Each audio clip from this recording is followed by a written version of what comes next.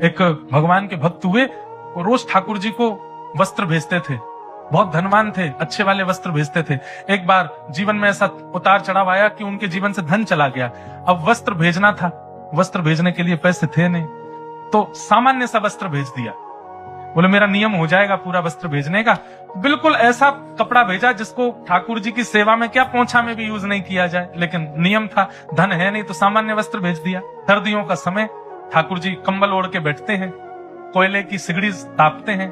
ठाकुर जी को रात्रि में शयन करा करके गुसाई जी गए, सुबह मंगला में आकर के देखा तो ठाकुर जी की कटकटी चल रही है, दांत जोर जोर से ऐसे ठाकुर जी कांप रहे हैं। एक दिन पहले ही जो सामग्री आई थी उनमें वो वस्त्र भी आया था, तो उस वस्त्र को देख करके नीचे जो सेवक आदि थे उन्होंने कहा अरे ये वस्त्र तो पोंछा के लायक भी नहीं है, इसको ऐसे बाहर कर दो, किसी और को दे देंगे, ठाकुर जी की सेवा में क्या प्रयोग करें। वो वस्त्र बाहर कर रखा था।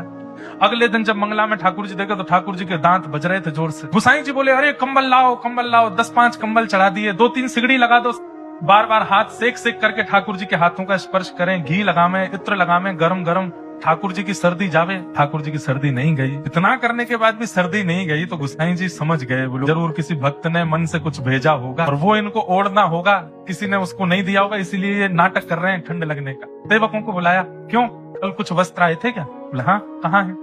सब दिखाए। बोले इनमें से कुछ हटा दिए थे? हाँ, 1-2 कपड़े थे वो ज्यादा बढ़िया ठाकुर जी के योग्य नहीं थे, वो बाहर के। बोले वो कहाँ है? वो तो हमने रसोई घर में रख दिए कि पोंछा मोछा के काम आएंगे। बोले वही लाओ। उन कपड़ों को लाए और जैसे ही वो कपड़ा ला करके ठाकुर जी के चरणों पर रखा, इतने में ठाकुर जी बोले मुंह तो पसीना आ रहे हैं बहुत जोर से, सबरे कंबल हटाओ, ये सगड़ी हटाओ, सामने से गर्मी लग रही है बहुत जोर से। क्यों? ठाकुर जी को सर्दी नहीं लगती, ठाकुर जी को गर्मी नहीं लगती, ठाकुर जी को प्रेम लगता है, ठाकुर जी को भाव लगता है।